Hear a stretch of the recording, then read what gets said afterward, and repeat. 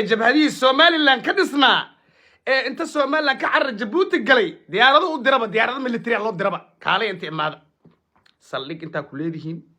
ciidan inta ku leedihiin tababar inta ku leedihiin maal inta ku leedihiin waa samaroon iyo ciise ha shaqada hadda kadib inta ka bilaaba shaqada inta ka bilaaba ma habarki islaamiga daarada la aqbal leeyahay ku dhaarshay waliba waxa taagan xiisada badda Itoobiya oo taagan ayadana abi Itoobiya badan sayla unukaale hadana fiir hadda waxa bal ii sheegaba madaxweyne xasan sheekh maxamuud wafdi buu diray Ankara Turkiga أبينا وفد بودرة وده هذا لا بالله وضبع شعبك ما بقوا جبا قارب شعبك دجال ولي كجرا بح دولة لبد الدولة ضبع نبض ببردين أيام مدحوين حسن يتيم كيسة وحيتاجين موسى إن الله ضبع مران ديدنا هم هني إن بدي من بديدنين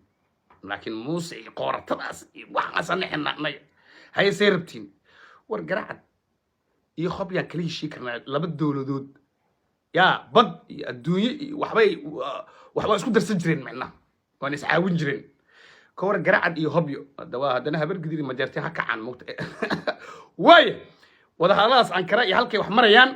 xiisada Ismaaciil Umar Geele iyo Somaliland qaybta koowaad ee barnaamijka aynu ku qaada dhigeynaa waxaan rabay laakiin inaan ka hormariyo sanad guurada 64 ee markii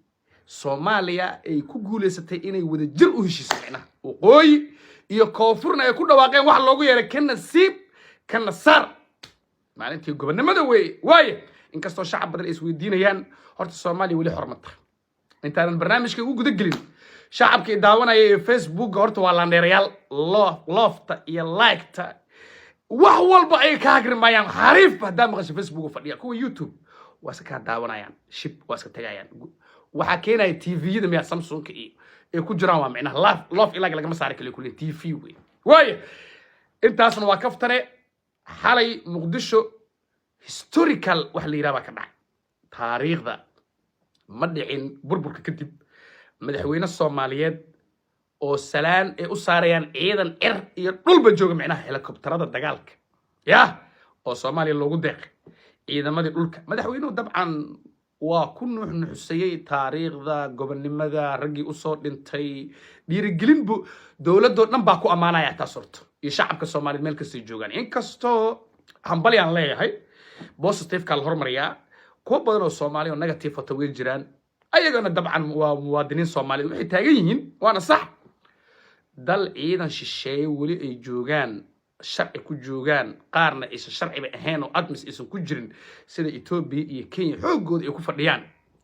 oo waliba gumeystayaal ah ilaan dalkan hadda Xasan Sheekh iyo dawladdiisu dagaal ku jira hal maalin dagaal kama qayb qaadan ay Uganda dagaal ma aado Kenya ma aado Itoobiya ma aado waa gumeyste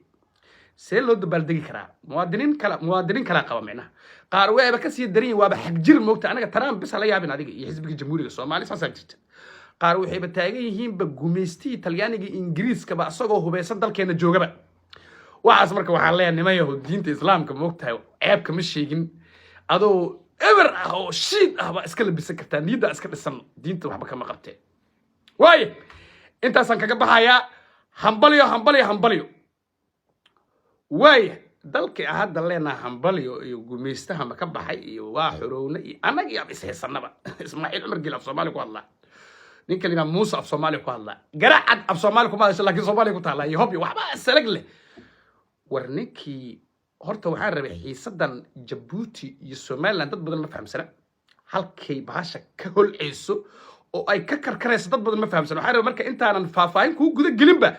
Muuse iyo Ismaaciil inta iska hayaan horta Muuse Ismaaciil Umar Geele aan ku hormaro Ismaaciil Umar Geele anaga barnaamijkeena dhaxdhaxaad waay adiifi ma ahan xanaaq ma aha dagaal ma aha haday baasha Soomaali ku fororsato de ina waqti waxaan gelina ka soo leexina maana kuma fororto ma dhahin haday daarood ku fororto saarabna way baasha saasa horto qaangaarnimada lagu sheegay taas way Muuse nikli Ismaaciil Umar Geele baan ma fiicno 30 sano ee Somaliland jirtay iyo dhowrka sano uu soo dhintay isagoo baahan buu caloosha xirtay اعتراف ولا رادي مال واسي وتاجري أنا واحد مركز أنت السماء وجورجي اللي يوصل قرا maxaa qabanaysaa la su'aal baa isweydiinaya maxaa maxaa horta adiga qabanaysaa إثيوبيا مركي بدأ ونكالة لا إما ماشي ليرا سومالان وموس أوسي إلي نقالها إثيوبيا جيبوتي كين جرت إثيوبيا ماشي كبحايا باهيدي إثيوبيا يقبت بدأ جيبوتي ماشي كبحايا سومالان بباش أوي عنيسا taasna waxay burburin kartaa dhaqaalihii ama hoos u dhigi kartaa dhaqaalaha Djibouti hoos u dhigi kartaa marka Ismaaciil Cumar Geelo dhaqaalihiis hoos u socdo muxuu ku falaa in Soomaali muxuu ku falaa taas bedelkeeda ka joog telefoon asiga xasan sheekh ka joog muuso joog maya joog may Ismaaciil Cumar Geelo muxuu sameeyay wixii jabhad ahaayo dhan oo uu iska ciiriyay Ciise iyo Samaroon oo Addis Ababa sal ku lahaa diyaaradaha helicopter u dirmina kaalay hadda baasha fahmay kaalay saldhigya loo sameeyay waa loo sii xaqoyaa hadda waa la sii xaqoyaa saldhigya ciidan saanad khub waa Ciise iyo Samaroon kamina waay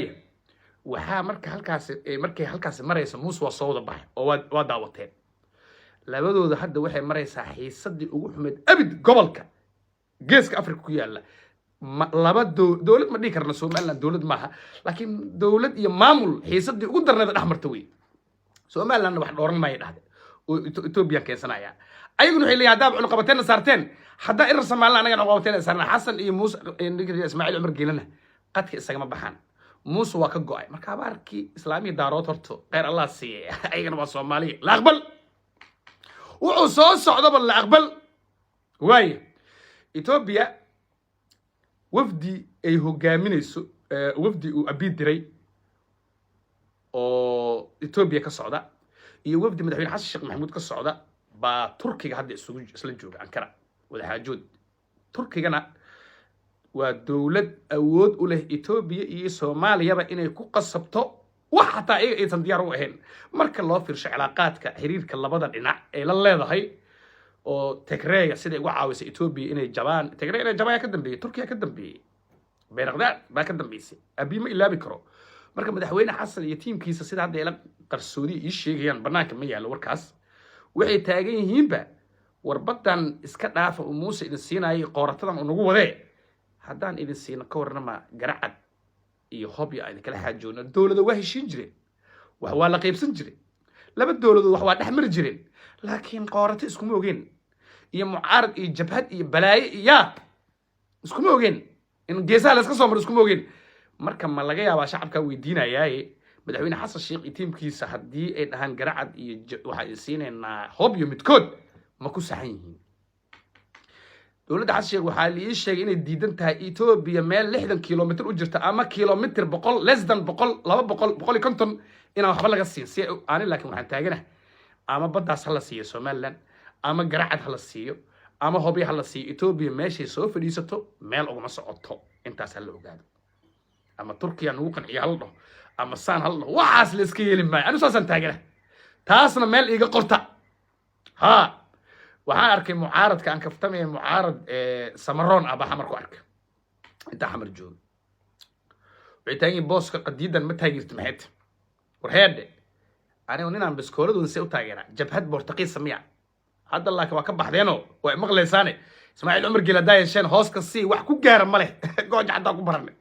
wax ku gaaro ma leh hadda baasha marka Soomaali laba u kala baxday Soomaali busteejada dil la imaado waa kala baxay Muuse ninka liraa Ismaaciil iyo Xasan Sheekh waa isla leefayaan Muuse kaligiis taagan ana kaligay go'doomay heesa inoo soo qaadan waa jeclaan lahaa waayahay xasarada meel xun bay maraysaa halkan baa kala socon kartaa wararka ku soo kordha daqiiqad bartan Facebook kuwa YouTube-na ismuujiyaan leeyahay guuleysta hambalyo mar kale munaasabada 1 Luulyo waxaan leeyahay shacabka Soomaaliyeed sanadkan kan xiga bash iyo barwaaqo